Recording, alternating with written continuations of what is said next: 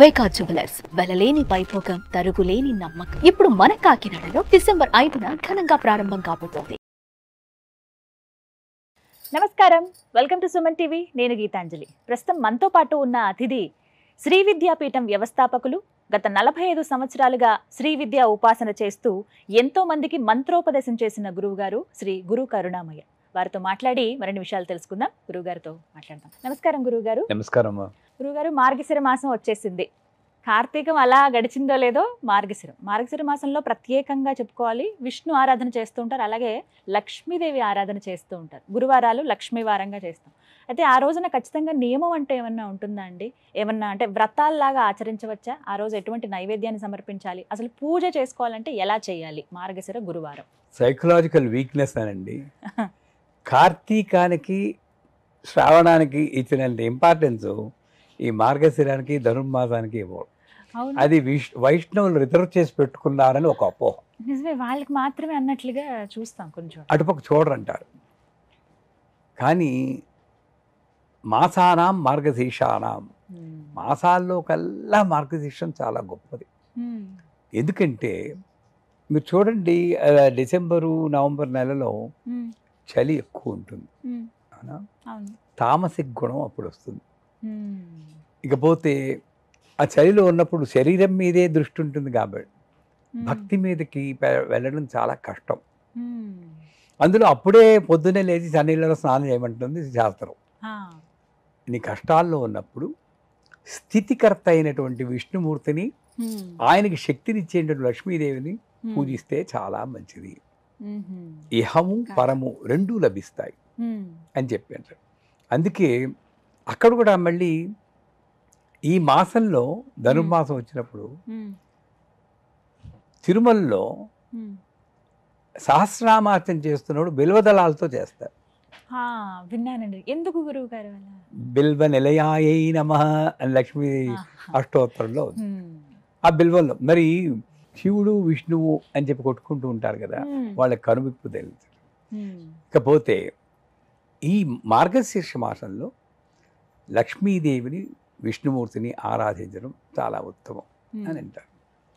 లక్ష్మీదేవిని ప్రత్యేకించి గురువారం నాడు కానీ, అది వ్రతమా అన్నారు. అనవరతము ఇది వ్రతము అంటారు. అంటే ఏమిటి? వ్రతం అంటే ఏదో 40 రోజులు చేస్తాను, 4 రోజులు చేస్తాను కాదు. దీక్షగా నేను ఈ గురువారం చేస్తాను, ఒకరోజు అలా అనుకోవాలి. లేదా నేను ఒక 4 గురువారాలు చేస్తాను. దీనికి ఒక లెక్క లేదు. వీళ్ళు చెప్తారు కానీ 4 గురువారాలు చేయాలి అన్నది ఏమీ లేదు. లక్ష్మీదేవికి నేను ఒక గురువారం ఈ మార్గశీర్ష మాసంలో చేస్తాను. మార్గశీర్షంలోనే ధనుర్మాసం డిసెంబర్ 16 వస్తుంది. అక్కడ నుండి కొంచెం తీసుకురావాలి మనకు. అక్కడ గోదాదేవి తనని తాను అలంకరించుకొని అన్న ఒక పదం ఉంటుంది. అంటే మార్గశీర్ష మాసంలో ఆడవాళ్ళు ముఖ్యంగా స్త్రీకి శోభనిచ్చేటువంటి ఆభరణాలన్నీ అలంకరించుకోవాలి. ఎలాగా? గోదాదేవి ఎలా అలంకరించుకుందో అలంకరించుకొని వాళ్ళ ముఖ్యమైన ఆభరణం ఏమిటి? హరిద్రాచూర్ణ సైతం కుంకుమాన్ ధారయామి. కాళ్ళకి పసుపు రాసుకోవాలి ముందు. మిగతావన్నీ పక్కన పెట్టండి. పాయసం చేయాలి, వడలు చేయాలి, ముందు వాటికన్నా కూడా అది కాదు. పసుపు రాసుకోవాలి, మంచి బొట్టు పెట్టుకోవాలి. ఈ చెవులు ఖాళీగా ఉండకూడదు. మీలాగా తాటంక ఎగడి ఊత తపనోడు బండలాగా అలాగా తాటంకాలు ధరించాలి. మెడలో గొలుసు వేసుకోవాలి. చేతికి బాగా ఏమాత్రం గాజులు వేసుకోవాలి. అంటే లక్ష్మీదేవిని నేను కలశం పెట్టి ఆవాహన చేస్తున్నాను, లక్ష్మీ మావాహయం ఇలా పూలు విసిరేస్తే కాదు. కలశం కన్నా ఈ కలశం మీద ఆవాహన చేయమని చాలాసార్లు చెప్పారు మీరు. నా శరీరం మీదే ముందు లక్ష్మీదేవిని ఆవాహన చేసుకుంటాను. ఇలా ఆభరణాలని పెట్టుకున్నాక విష్ణు వక్షస్థలాలయే, అమ్మ విష్ణువు యొక్క హృదయంలో ఉన్నదానివి నువ్వు, నీకు రత్నసింహాసనం ఇవ్వడానికి నేనేం అవుతుంది చెప్పండి అన్న తాదాత్మ్య భావంతో లక్ష్మీదేవికి అష్టోత్తరం కానీ సహస్రనామం కానీ చెప్పుకుంటూ 16 ఉపచారాల పూజ ఉంది, అందరికీ తెలుసు.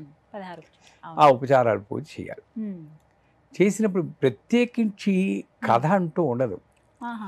కానీ వరలక్ష్మి వ్రతం అన్నప్పుడు ఆ వరలక్ష్మి వ్రతానికే మనం పెట్టుకుంటాం. వ్రత కథ. నన్ను అడిగితే అమ్మవారి యొక్క ఆ శక్తి అనుగ్రహం వివరించి ఏ కథైనా చదువుకోవచ్చు.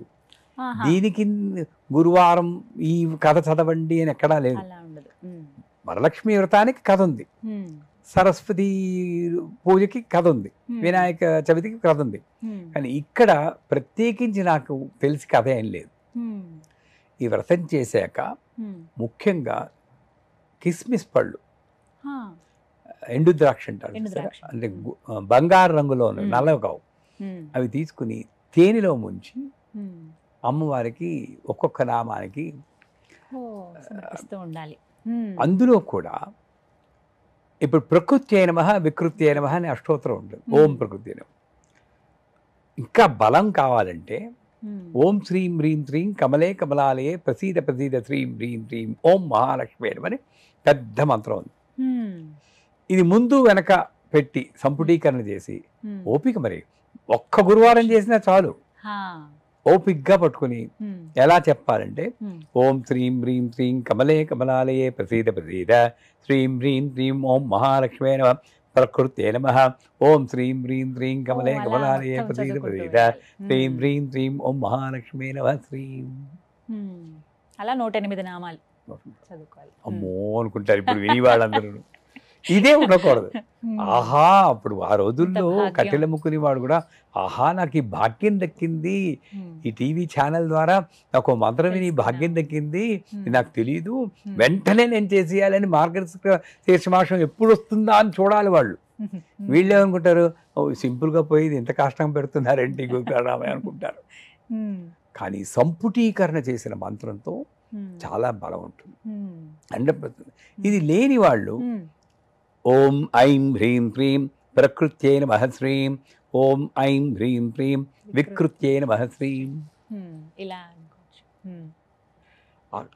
అదేనా చెప్పుకోవచ్చు. ఇలా చెప్పుకుని అమ్మవారికి పూజ చేసి విశేషంగా నైవేద్యం. నైవేద్యం అన్నప్పుడు మధుర భక్ష్యాలు అంటారు. తీపి అందులో పాలతో చేసిన నైవేద్యాలు శ్రేష్టం అని కొంతమంది చెప్తారు. లక్ష్మీదేవికి అన్నప్పుడు పాలతో చేసినవి చేయాలి. ఆండాలు చేసినట్టు చక్కెర పొంగల్ చేస్తే చాలా మంచిది, పెసలు వేసిన చక్కెర పొంగల్ చేస్తే మంచిది అంటారు. కొంత అర్థం ఉంది. పెసలు బుధుడికి కనెక్ట్ అవుతుంది. బుధుడు ఏంటి, భక్తిని పెంపొందించేవాడు. ఆ పెసలతో చేసినటువంటి నైవేద్యం పెడితే మనలో భక్తి పెరుగుతుందని. కానీ నన్ను అడిగితే ఇలా ఉపాధుల మీద ఆధారపడిపోతే ఈ గొలుసు వేసుకుంటే నాకు అది వస్తుంది, ఇది వేసుకుంటే అది వస్తుందని నేనేం చేయట్లేదు. గొలుసులు అన్ని వేలాడేసుకు కూర్చుంటే నేనేం చేయట్లేదు, శక్తి వచ్చేస్తుంది. తప్పు కదా, చెయ్యాలి. మధురమైన భక్ష్యాలు చేసి అమ్మవారికి ఆనందంగా పూజ చేసి చివర పునఃపూజనండి, అది ముఖ్యం. ఎప్పుడైనా సరే ఏ పూజ చేసినా సరే చివరగా భగవంతుని అమ్మవారిని స్తుతిస్తూ నృత్య గీతాదులతో ఆనందంగా ఉండాలంట. అంటే మంగళహారతి పాడతాము, మంగళహారతి పాడుకోవచ్చు, బోల్డ్ పాటలు ఒకటేనండి, ఇంకా పాటలు అలా కీర్తనలు పాడి ముగించాలి. అంటే ప్రత్యేకించి వివాహం జరగని వాళ్ళు ఇలా పూజ చేసుకోవాలి కన్యలని ఉంటుందండి లక్ష్మి? ఇక్కడ కన్యలు జీవేనమ్మా, అంతే. ఎవరైనా పెళ్లి కాని వాళ్ళు చేయొచ్చా, లేదా భర్త లేని వాళ్ళు చేయొచ్చా? ఇది కూడా ప్రశ్న కూడా అదే. తంతులు అసలు అమ్మవారిని పూజ చేసుకోవచ్చా లక్ష్మీ అమ్మవారిని అని చాలా మంది. ఎవ్వరికి నమ్మకం లేనివాడు చేయకూడదు. నన్ను అడిగితే భక్తి లేనివాడు చేయకూడదు. ఉత్తినే ఇలా విసిరేస్తుంటే ఏమొస్తుంది? భక్తితో ఉన్నప్పుడు ప్రతి ఒక్కళ్ళకి ఇప్పుడు ఆ చేసేటప్పుడు మనోభావాలు వేరేగా ఉంటాయి. పెళ్లి కాని అమ్మాయి చేసింది అనుకోండి, అమ్మ గోదాదేవి లాగా నాకు రంగనాథుని తల్లి అనుకుని చేస్తుంది. పెళ్ళైన వాడు చేస్తున్నాను అంటే సీతారాముల్లాగా మేము ఇద్దరం కలిసి ఉండేటట్టు చూడు తల్లి, పార్వతీ పరమేశ్వర్ లాగా. భర్త లేని వాళ్ళు చేశారనుకోండి, అమ్మ జీవితంలో అన్నీ అనుభవించేశాను, ఇక మోక్షం ఒకటే ఉంది, నీ గురించినటువంటి విశేష జ్ఞానాన్ని ఈ బతుకు ఒక వాల్యూ తల్లి. ఒక్కొక్కళ్ళకి ఒక్కొక్క అవసరంతో ఆలోచనతో చేస్తారు. ఎవరికి వీళ్ళు చెయ్యకూడదు వాళ్ళు చేయకూడదు అనే హక్కు వాళ్ళకి లేదు. ముందు వీళ్ళకి కాదు, వాళ్ళకి లేదు. నన్ను అడిగితే మగవారు ఆచరించవచ్చా? పూజల్లో లింగ భేదం లేదు. ఇది ఈ ఒక్క రీజన్ పెట్టుకుని వాళ్ళు హాయిగా పేకాడుతూ కూర్చుంటున్నారు. నన్ను అడిగితే పాపం పొద్దున్న లేచి వీళ్ళందరూ వంటింట్లో కూర్చొని ఉసురు అక్కడ కూడా సాయం చేయడం మహానుభావుడు. వంటింట్లోకి వచ్చి సాయం చేసినా కదా పుణ్యం వస్తుంది. పేపర్ చదువుతూ ఉంటాడు. ఈనాడు పేపర్ చదువుతుంటే ఈ ఆడవాళ్ళు వచ్చి పూజల్లో వంటలు చేసుకుని వాళ్ళందరికీ చేసి పెట్టి ఈ వ్యవస్థ కొంచెం మారాలి. జీవుడు అన్నప్పుడు ఆడ లేదు మగ లేదు. అసలు నన్ను అడిగితే a family that praise together gross together. Correct అండి, నిజం అది. అంటే భార్య భర్త కలిసి చేస్తే వాళ్ళిద్దరిని చూసి పిల్లవాళ్ళు ఓహో రేపు పొద్దున్న నాకు పెళ్ళయ్యాక కూడా నేను ఇలాగే చేసుకోవాలి అనుకుంటాడు, తెలుసుకుంటారు. లేదా ఈయన గారు పేపర్ పట్టుకొచ్చితే ఆ కొడుకు ఏమంటాడు, నేను రేపు పొద్దున్న నేను కూడా ఇలాగే చేయాలి. So you're setting a wrong example for the children. అది చాలా తప్పు. అంచేత మగవారు కూడా అంటే ప్రత్యేకించి కాదు, ఇద్దరూ కలిపి దంపతులు చేసుకుంటే అక్కడే కొంచెం మన పెద్దవాళ్ళందరూ కూడా మార్చాలి. వరలక్ష్మి వ్రతం, శ్రావణ మాసం నోవులు ఇవన్నీ కేవలము ఆడవాళ్ళకే అంటారు. ఎవళ్ళు బతికి బాగుంటే నా సౌభాగ్యం బాగుంటుందో వాళ్ళు అక్కడ లేకపోతే ఎలా ఉంది? వాళ్ళు కూడా పక్కన కూర్చోవాలి. వాళ్ళు పూజ పసుపు రాసుకున్నా తెచ్చుకోపోయినా ఆ పసుపు గిన్నె అందించడానికి వీడు ఉండొచ్చుగా, లేదా అతనే రాయొచ్చుగా. దివ్యమైన పూజ. అమ్మాయి ఇలా కాళ్ళు పెట్టుకుంటే ఊహించండి, భర్త భార్య కాళ్ళకి పసుపు రాసి దండం పెట్టుకుని ఇంక పూజ చేసుకో. ఈ రోజు అలా చెప్తుంటే చాలా బాగుంది. నేను చేశాను. అవునా? పెళ్ళైన ఫస్ట్ 5 years అప్పుడు టైం ఉండేది, ఆ సంస్థ లేదు ఏమి లేదు, చిన్న సైజు ఉపాసకుండా. ఇప్పుడు గురువు అయిపోయేప్పటికీ ఈ ప్రపంచం వచ్చేసింది. చేశాను, ఆనందం నాకు. ఎందుకంటే ఏ మగవాడు ఆడవాళ్ళు పెళ్లి చేసుకున్నా లక్ష్మీనారాయణ అనే ఉంటుంది. నా లక్ష్మి ఆవిడే. అంచేత ఆవిడ కాళ్ళకి పసుపు రాసి నువ్వు పూజ చేసుకో అంటే అసిస్టెన్స్ టు ద పూజ అది చేయొచ్చు. అంచేత మగవాళ్ళు కూడా ఈ పూజ చేసుకోవచ్చు. ఒక్క వారమైనా చేసుకోగలిగితే చాలు, మరి 4 వారాలు చేయలేకపోయినా. ఒకవేళ 4 వారాలు చేయాలనుకుంటే ఈ పద్ధతేనా అండి? మిగతా 3 వారాలు కూడా. ఇంకొకటి ఏంటంటే 4 వారాలు చేయాలనుకోండి, ప్రతి వారము ఒకే సమయంలో చేసుకుంటే మంచిది. మనమందరం ఇనీషియల్స్ లెవెల్స్లో ఉన్నాం. మీరు నన్ను గురువు గారు అనుకుంటారు, కానీ నా వరకు మనందరం ఇప్పుడిప్పుడే నడక నేర్చుకుంటున్న వాళ్ళం. ఎవరికి సరిగ్గా నడవడం రాదు. అంచేత నాకు ప్రకృతిలో ఉండి నాకు సపోర్ట్ కావాలి. అలాంటప్పుడు రంగు, నేను ధరించే రంగు నాకు ఉపయోగపడుతుంది. లక్ష్మీదేవి పూజ అనుకోండి, మంచి పసుపు రంగు కానీ, ఆకుపచ్చ కానీ, ఎరుపు కానీ, ఈ మూడిట్లో ఏదో ఒక కలర్ కట్టుకొని ఒకే సమయం, సాయం సంధ్యా సమయం అయినా సరే, ప్రాతః సంధ్యా సమయం అయినా సరే, ఆ సమయాన్ని నిర్దేశించుకొని ప్రతి వారము అదే సమయంలో ఊహ ఏముంటుందంటే, వీళ్ళ ఇంట్లో నా పూజ చేస్తారని లక్ష్మీదేవి అనుకుని ఆ టైం కరెక్ట్గా అక్కడికి వచ్చేస్తుంది. అంటే ఎనర్జీతో సంకేత కనెక్షనే కదండి.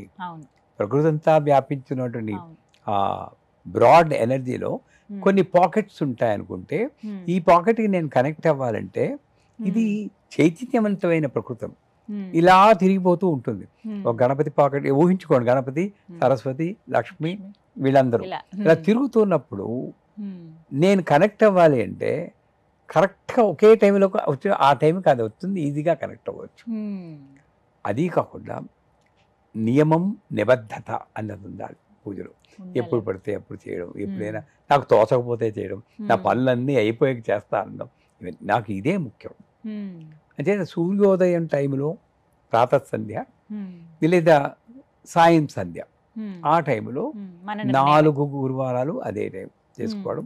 నేను ఎందాక చెప్పినప్పుడు ఆ రంగు తారా ఉపాసన అని ఉంది అమ్మవారు. మహావిద్యలు, విన్నారా? విన్నాను. తారేతు తారేతు రే స్వాహ అని. ఉమ్, ఆవిడ పూజ చేస్తుంటే ఎర్ర బట్టలు వేసుకోమన్నారు.